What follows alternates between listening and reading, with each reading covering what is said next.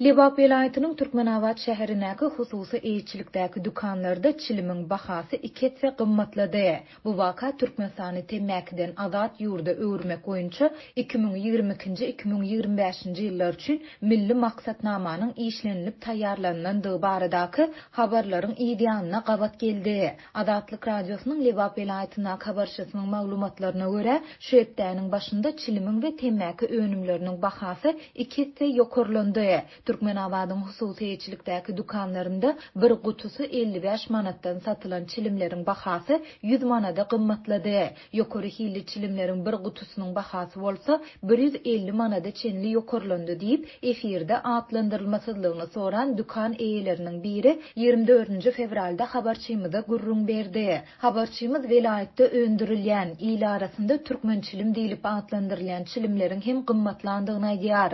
Bir dänesi 1 manatdan satylan bu çilimleriň bahasy 2 manada ýokarlandy. Onuň sözlerine görä bu gymmatlama Türkmenistany temmäkiden azat ýurda öwürmek boýunça 2022-2025 ýyllar üçin milli maksatnamanyň işlenilip taýýarlanandygy baradaky habarlaryň ideýanyna gabat geldi. Habarçymyzyň gurrun edýän bu maksatnamasynyň we onu amala aşyrmak boýunça ýerine ýetirilmeli çäreleriň mailnamasynyň taslamalary 18 fevralda prezident Gurbanguly Berdimuhammedowa hödürlendi. Döwlet başlygyny değişli karary taýýarlamak baradaky hödürlenýän teklibi makullady diýilip, Türkmen Döwlet Habarlar Agentliginiň maglumatynda maksatnamanyň beýlekler bilen bir hatarda temmäkiden azat ýurt hukuk derejesini kesitlemek boýunça milli standarty döretmäge gönükdirilenligi bellenilýär. Şeýle hem onda temmäkiniň ulanylmagyny betetdirmäge we nikotina baglylygy bejermäge gönüktirilen lukmançylyk hyzmatlarynyň el ýeterligini ýokarlandyrmagyň ilkinji nobatdaky wezipeleriň hataryna girýändigi hem nygtalýar. Ýöne azatlyk bilen gurrundaş bolýan türkmenstanlylar we ýerli synçylar ýurtda raýatlaryň bu endikden el çekmegine kömek bermek boýunça medisina we düşündiriş işleriniň ýeterlik geçirilmeýändigine, maslahat berji merkezleriň talaba laýyk işlemeýändigine aýdýarlar.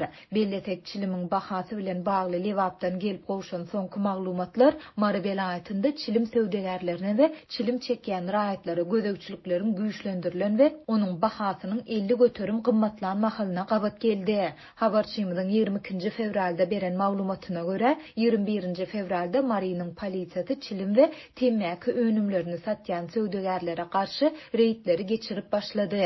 Şeýlede köçelerde we köp patly jaýlaryň töwereginde çilim çekýän raýatlar hem saklanyp pul jerimesini tölemäge mejbur edildi. Bu çäreleriň arasynda sebitde çilimin we mahorkanyň bahasy 50 göterim gymmatlady. Türkmenistanyň 2011-nji ýylda bütün dünýä saglyk guramasynyň temmäka garşy göreşmegiň çarçuwaly konwensiýasyna goşulmagy bilen ýurtda çilim sowdasyna garşy dürli çäklendirmeler girdilip başlandy. Şeýlede häkimetler 2016-njy ýylyň martynda temmäki önümlerini Türkmenistanyň çägine getirmegiň we sowdasyny amala aşyrmagyň tertibi hakynda hem karar kabul etdi. Bu kararyň ideýany hususy dukanlarda temmäki önümleriň sowdasy dolu diýen ýaly gadan edilip, döwlet dukanlarynda käte çäkli möçerde ýola goýuldy. Bu gadançylyk wagtyň geçmegi bilen gowşan bolsa-da, wagtal güýçlendirilýär.